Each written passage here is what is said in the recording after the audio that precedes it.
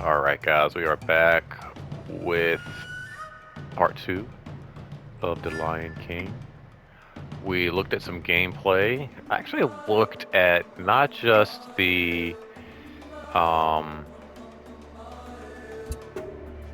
Genesis version. This is console S, which is Sega, which is what I played growing up. The Nintendo version is not very bad either, and the Japanese version is a really cool addition. It seems like it's all the same gameplay, all the same levels, um, but just a little bit different. Um, in terms of the fluidity of the music and some of that stuff and the controls. I feel like the controls and the music is really good in the Japanese version. Uh, the controls are a bit just something I need to get used to for the Nintendo, but all in all, they're all pretty decent. Um, so yeah, we're back here on another Retro Rewind. I want to take a look at some of the videos that came with this movie. There's going to be probably a couple of parts over the next couple of days here, over this next weekend, just looking at these different Disney videos, and then jumping into some Disney after school stuff for Nintendo Tuesday, some Nintendo, Disney afternoon Nintendo games for the Nintendo Tuesday, like Darkwing Duck, DuckTales, all of that kind of stuff. Just kind of doing like a little Disney kind of wrap up as we jump back into back to school. After this, look for well, for one, to wrap up the quarry. And then also, we need to finish up some Hogwarts Legacy, and we started to jump into that at the back to school time last year. Kind of got away from me. I dabbled in it a couple of times here and there, but I haven't had a chance to jump back in. So look for that to pop up in here as well. But I wanted to take a look at some of the behind the scenes. Just again, these great collections come with some really great features, and I never really take a chance to look at them myself or really share them with you. And it's just it kind of all falls in the same wheelhouse of these flashbacks to the 90s, renting movies, renting videos, and I was speaking about having certain videos like Highlander, Bad Boys, even I think Spawn, in widescreen, and as that was happening with these VHS tapes, you were starting to get some of these behind the scenes looks that would be included on the videos. You would stay tuned after the credits were finished, and they might have a small sneak peek or like a small behind the scene featurette, which just made it even more special and more of a something you wanted to add to your collection. So let's go ahead and jump into some of this here and take a look at what it looks like, not only to play some of these games, but what was going on behind the scenes at the same time. Celebrating with fanfare worthy of the hit film itself, Disney and Virgin Interactive Entertainment have just released the Lion King video game. It's the first time a movie-based video game has been released while the film is still playing in the theaters. In the past, it's always been the movie's been released and maybe a year later you start working on interactive games. In this particular case, I think the production paths were almost parallel. So we were trying to create sequences from the film, and they were saying, well, we don't know yet. We're starting right in the middle of it as well. This game was very challenging because we really wanted to meet the quality standard and the naturalistic standard of the film, the style of the backgrounds, the story that's in the film. We wanted to try to get in the video game. The game developers were also inspired by the film, especially the main character, Simba. the lion cub. One of the first things we realized was that we could use Oh, I the love the story hair. of the movie in the video game directly, because this was a hero's journey, and it's all about Simba's trials and tribulations through a variety of environments. We have voices from James Earl Jones, Jeremy Irons, Cheech Marin, and Jonathan Taylor Thomas. So there's a great correlation between seeing the movie and playing the game. The characters in the game were all drawn by Walt Disney feature animation artists in Orlando, Florida. We do the animation the same way we would do a feature animated film, which is one drawing at a time for each of the characters. I used to It's live all there. hand-drawn. It's all done by Not animators the animated and animation studios. teams. Everybody brings a lot of different ideas, and everything is wide open. Animating a four-legged animal is challenging, especially an interactive character who must respond instantly to a variety of commands. The cat, if he jumps in midair, wouldn't all of a sudden jump and turn the other way. He'd have some actions where he turns around. Physics would carry him a certain way. So we have to make these things appear to happen instantly and still apply the same sort of naturalistic feel that the film has. The young Whoa. Simba has the fluffy paws that Oh, they're consistently God. flopping around. He's the happy, hair go lucky, game, and man, playful. of the So I 90s. try to incorporate I'm trying to bring that back attitude so into the hard. game. That's my mission to you guys. It's not only As to he bring ages, you he moves slower. You have this classic 400-pound animal now video himself. gameplay You have to consider the weight. We try to watch and current animal gameplay, gestures and try but they to bring you incorporate that into our drawings. current Yet hairstyles put a little bit of herself into the drawing. that are too. reflective of After Disney hairstyles in the perfects 90s. each That frame of hair moving game, animation, bro. the drawings are sent to Westwood Studios, where their artists scan them into computers, then colorize and size them wow. to the game's dimensions. The environments that you see are actually a very technical and very creative process. A computer background artist uses Man, the hair. small squares It's like- or blocks. I think of it's a patterns sign, like to the more create hair the images you have, see it's like the on more video game. responsibility you have in the video game individual industry. squares are put together in hundreds of different combinations to build Maybe the more natural work you world to do. see Simba in. Of course, what ties all the animation together is Simba's story. There are 10 unique levels in the game, and they're designed to explore Simba's maturation from cub to adult. You start off with Simba sort of bouncing around as a little cub, but that's just where the fun begins, because then you get to play an adult lion. I'm going to do As an adult a. lion, I he's was a thinking very about this the other day. I haven't seen the new creature. live-action Lion King movies. There are two bonus rounds in this game. One where you play Timon, and one where you play Pumbaa. In the film, there's a great I need to do like a whole. bugs. Oh. It's sort of gross, but it's sort of funny. So we really try to focus the bonus rounds in the game on Timon and Pumbaa. Disney. bugs.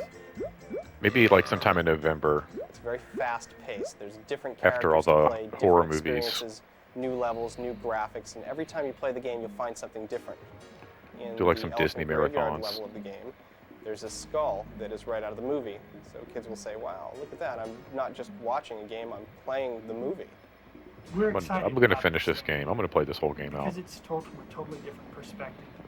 Young Simba is running directly at the camera with the wildebeest behind him. It gives the player a chance to become Simba. Both feature films and Westwood worked really hard to give each of the enemies a lot of character. The hyenas especially can jump and snarl and snap and do just a million different things, and it's all very, very beautifully articulated through the Disney animation.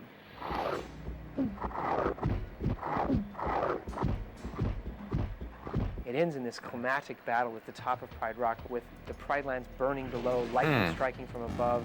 All the while there's Scar trying desperately to defeat him and retain control over the Pride Lands. That's cool.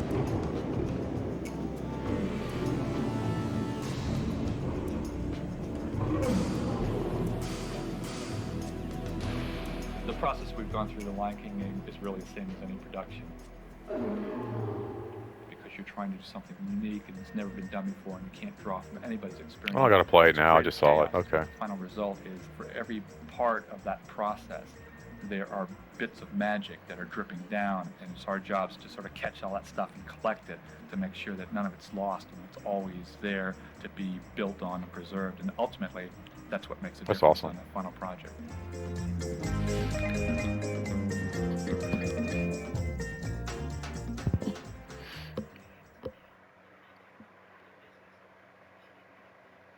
Yeah, I don't know. I've just always felt like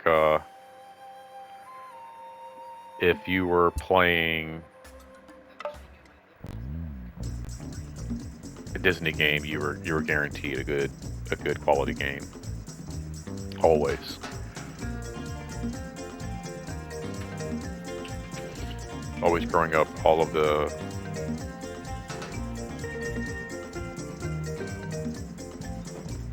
like Nintendo games, DuckTales. There's like a Fantasia video game.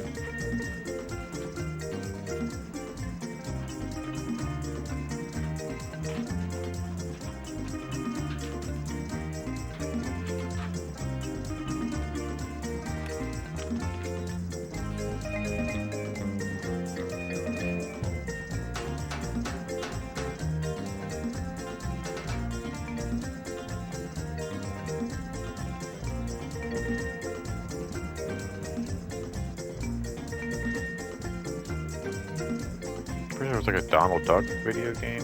Well, no, there's like plenty of Donald Duck games. I'm trying to think. There's like one on Sega Genesis that stands out in my head.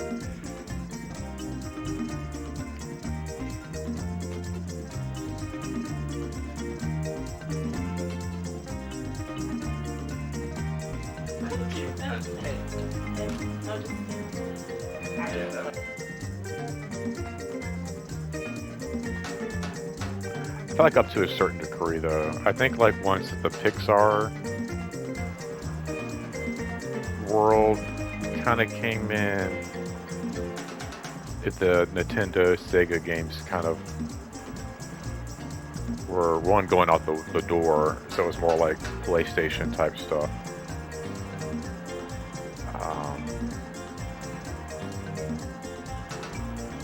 Which worked better for that 3D Pixar animation, but I don't think the PlayStation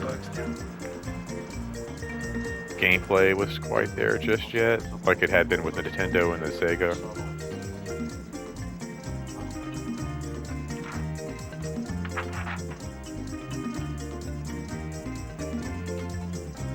But yeah, growing up, I want to say like Sega and Nintendo titles that were my favorites had to be some of the Disney titles. DuckTales, for sure. Darkwing Duck was another one. Aladdin. There's another one. Pinocchio? Pinocchio was a good one. I mean, I'm just talking to in terms of like quality, graphics, attention to detail, you know.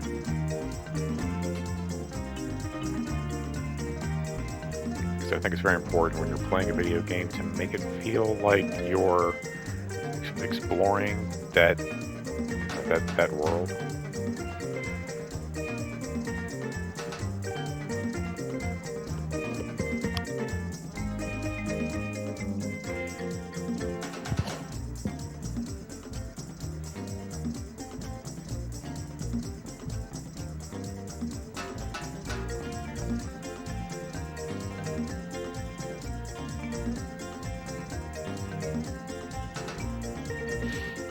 Crazy. I mean, like, this is like such a simple process, I think, by today's standards. I'm not sure how complex this was to do it this time, but I feel like this is something that elementary school kids could kind of do.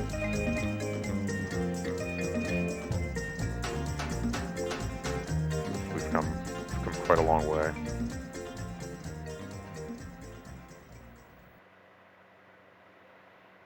Let's see what else we got here.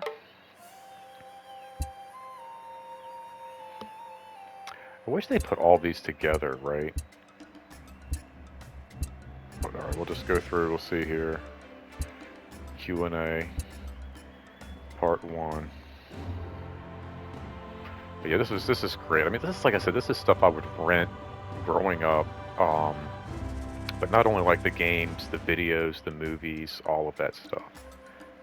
And I think growing up, again, like, you know, I loved horror movies. I loved, you know, some good action stuff and renting movies. My dad rented some pretty cool, crazy films for me to watch, but like, I think like DuckTales, the DuckTales movie, um, like Aladdin. And these weren't even movies like we would really rent. I mean, these were films we had, but I do remember renting um, videos that had like so many episodes on one video or whatever. And, getting home and watching like episodes of DuckTales and just really, really eating all this stuff up. Disney's big now. Disney's pretty huge now, but even in the 90s, Disney was a pretty big. The process we've gone through the Lion King game is really the same as any production. You have It's even like 30 seconds. It becomes so hectic, and everybody is be all really together. trying to solve so many problems because you're trying to do something unique and it's never been done before, and you can't draw from anybody's experience. And there's a point in time when you just think there's no way it's going to come together, and then in the final month, all of a sudden, all the work you've done really comes together. Everybody gels. Everybody just starts to see exactly what you've created and creating something new, and you look at it and you say, boy, it really has a life to its own. Oh, we gotta do this. We gotta do this again. We didn't do that right.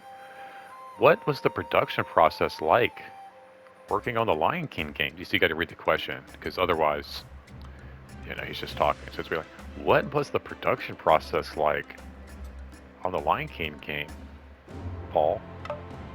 The process we've gone through the Lion King game is really the same as any production. You have there's a point in production where I think it becomes so hectic, and everybody is really trying to solve so many problems because you're trying to do something unique and it's never been done before, and you can't draw from anybody's experience. And there's a point in time when you just think there's no way it's going to come together, and then in the final months, all of a sudden, all the work you've done really comes together. Everybody gels. Everybody just starts to see exactly what you've created and create something new, and you look at it and you say, boy, it really has a life to its own. Interesting. So, Paul, how do Disney characters differ from other animation characters? The real distinction between Disney characters is that they are created as devices for storytelling.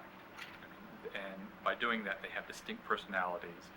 And within a story, they have a whole range of personalities, so they complement each other as well as contrast each other. And so there's a great deal of thought and work in the development of the personality of each character in there. And then what our job was in this particular game was to make sure that those personalities were built on but maintained.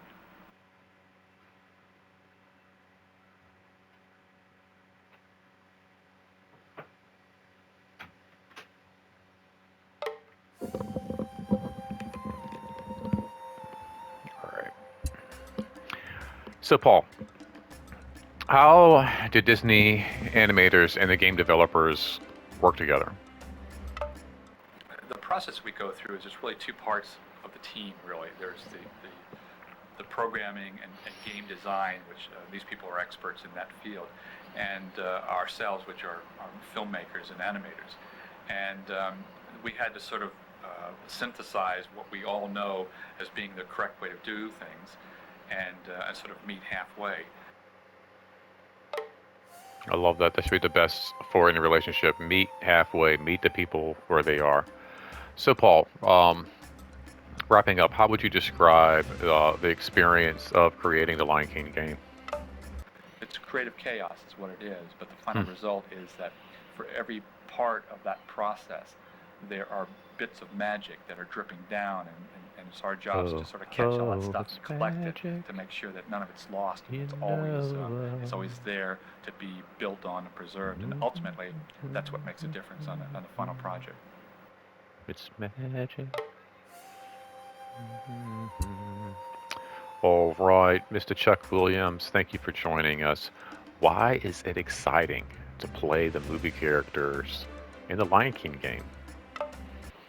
What's exciting about working on a video game is that it gives the player a chance to become Simba, to see the character on a big screen in a film, but play him in the environment that's very much like the film in the game, and to act out sort of Simba's role in the film just like it is in the video game. You get to eat bugs, be an orphan.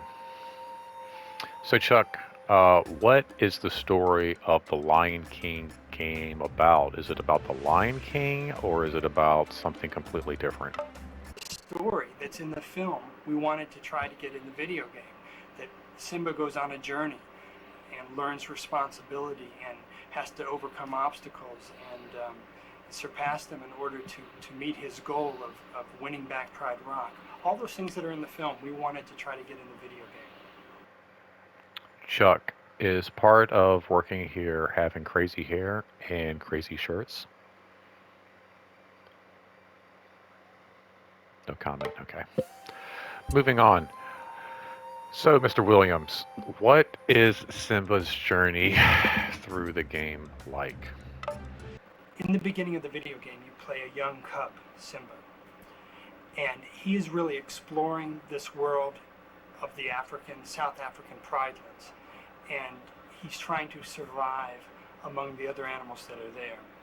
And then later in the game, in the latter levels, you play adult Simba, and you're now really taking control, aggressively moving through the game to finally confront Scar and win the game.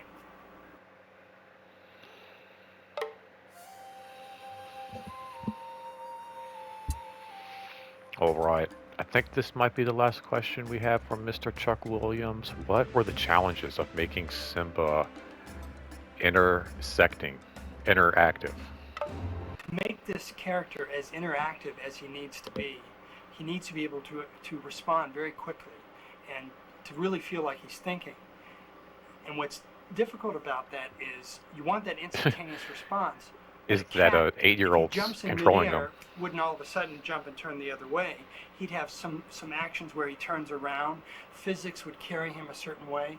So we have to make these things appear to happen instantly and still apply the same sort of naturalistic feel that the film has. All through the hands of a 10-year-old. Oh no, we have another question. Are there other playable characters aside from Simba? Like, I don't know, maybe his buddies, Timon or Simba? There are also two characters in the film, Timon and Pumbaa, that we tried to incorporate Pumbaa, in the that's what I game meant. as the bonus rounds, and really try to introduce a lot of humor from Timon and Pumbaa. In the film, there's a great sequence where they're eating bugs, and that's their diet. And it's sort of gross, but it's sort of funny. So we really try to focus the bonus rounds in the game on Timon and Pumbaa eating bugs. Interesting. You guys are geniuses. Right now we have a little animator Q&A with Mr. Anthony Michael. So how did you get the characters to move so naturally? We try to watch animal gestures and try to incorporate that into our drawings, keep it as naturalistic as so people can read it. This is the way an animal would actually do this, and yet put a little bit of herself into the drawing too. All right. Not only does he have cool hair, I think he's got a cool voice. I've listened to Mr. Anthony Michaels all day. What was it? Was it difficult to draw four-legged characters? Well, I think the biggest challenge in drawing a four-legged character is just trying to deal with which paw is going to affect the one behind his back legs, as opposed to if his right paw is touching, how's that going to affect his left back foot or something. So it's especially in a run when you're trying to make this guy run, which feet are hitting, which is it 3 legs at a time or 4 legs, and so that created the biggest challenge, just trying to think of which foot is to keep the character balanced. Is the left foot, man? Is the right foot? I don't know, man. Got so many feet. I love this guy. The young Simba has hold fluffy on. paws that I didn't do the question. Stop, Mr. Michaels. Hold on. How are young Simba and adult Simba different? Please continue. the young Simba has the fluffy paws that they're consistently flopping around. As an adult, he moves slower, and so you have to think you have this 400-pound animal now that's moving around as opposed to this little cub. So you have to consider the weight now. Interesting. All right, we're actually going to wrap up right there, and we'll jump back into the next part of this with Mr. Lewis Castle. Thanks for hanging out here today. I hope you guys are enjoying this. This is a lot of fun, jumping into the the behind the scenes and the creations of some of these. For myself, this is also my first time hearing some of this, and even though I'm being a little silly here with some of the questions and some of the playing around with this, it is really cool. It's really amazing the work and the detail that goes into it. Like I said, growing up, these Disney games were some of my favorite titles, and so seeing the work and the dedication that went into making them, it only makes sense that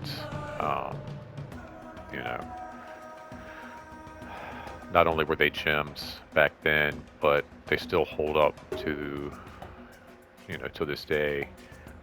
So much so that, like I said, you're able to purchase them in collections on Xbox, PlayStation, and things like that. So